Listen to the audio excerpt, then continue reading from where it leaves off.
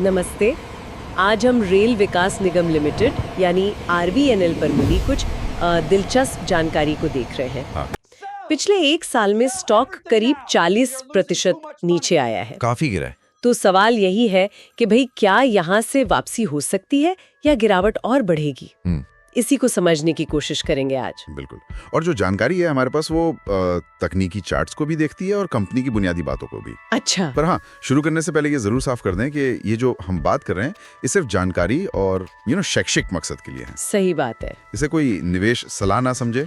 Share बाजार में खतरा तो होता ही है। हाँ, वो तो है। तो कोई भी फैसला लेने से पहले किसी वित्तीय सलाहकार से बात करना बहुत जरूरी है। बिल्कुल। चलिए तो फिर इस जानकारी को खंगालते हैं। इसमें तकनीकी चार्ट्स का जिक्र था।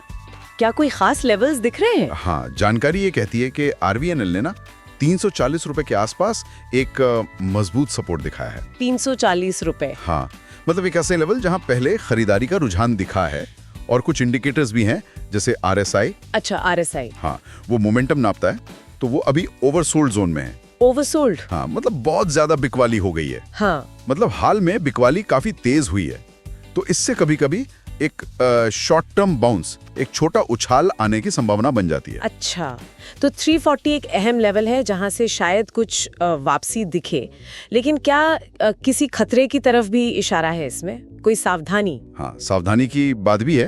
कहा गया है कि अगर ये 340 रुपए का सपोर्ट लेवल निर्णायक रूप से टूट जाता है, मतलब उसके नीचे ही रहता है। हाँ, उसके नीचे टिक जाता है, तो फिर अगला जो सपोर्ट है वो 310-320 रुपए के बीच बताया गया है। ओके। दूसरी तरफ अगर स्टॉक ऊपर जाता है और 365-370 का जो लेवल है, जो अभी रुकावट बना हुआ है, अगर उसके ऊपर बंद होने में कामयाब होता है तो फिर 400-425 रुपए तक की तेजी की उम्मीद फिर से बन सकती है। अच्छा, तो ये दोनों लेवल्स, मतलब 340 रुपए नीचे और 370 रुपए ऊपर, इन पर नजर रखनी चाहिए। ठीक है, ये तो हुई तकनीकी बात, लेकिन कंपनी के फंडामेंटल्स मतलब बुनियादी सेहत, उसके बारे में क्या कहती है जानकारी?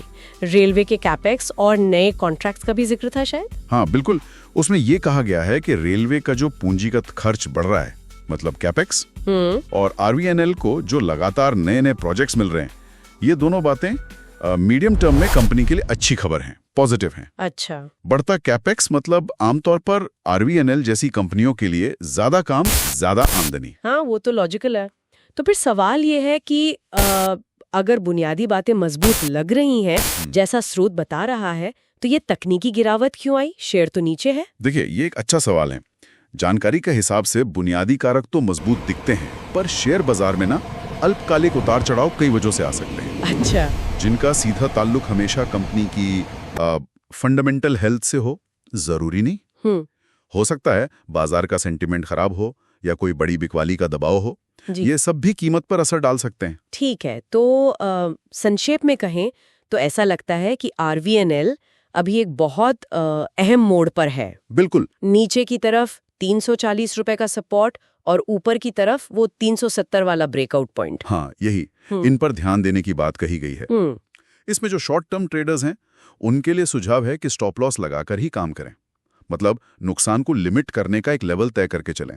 सही है। और जो लंबी अवधि के निवेशक हैं, उनके लिए ये एक संभावित संचय क्षेत्र, मतलब एक एक्यूमुलेशन जोन हो सकता है। एक्यूमुलेशन जोन यानी धीरे धीरे खरीदने का एरिया। हाँ, अगर उन्हें कंपनी के भविष्य पर भरोसा है तो इस दायरे में धीरे धीरे हिस्सेदारी बढ़ाने पर विचार कर सकते हैं। पर फिर वही बात, हर किसी की जोखिम लेने की क्षमता अलग है और पेशेवर सलाह जरूरी है। हाँ, बिल्कुल, वो तो सबसे जरूरी है। तो यहाँ एक सोचने वाली बात निकल कर आती है, क्या ये जो मौजूदा बाजार की उथल पुथल है और शेयर की कीमत में जो ये गिरावट आई है, ये उन निवेशकों के लिए एक मौका हो सकता है जो कंपनी की बुनियादी मजबूती को देखते हुए लंबी अवधि का नजरिया रखते हैं? इस पर आगे सोचा जा सकता है।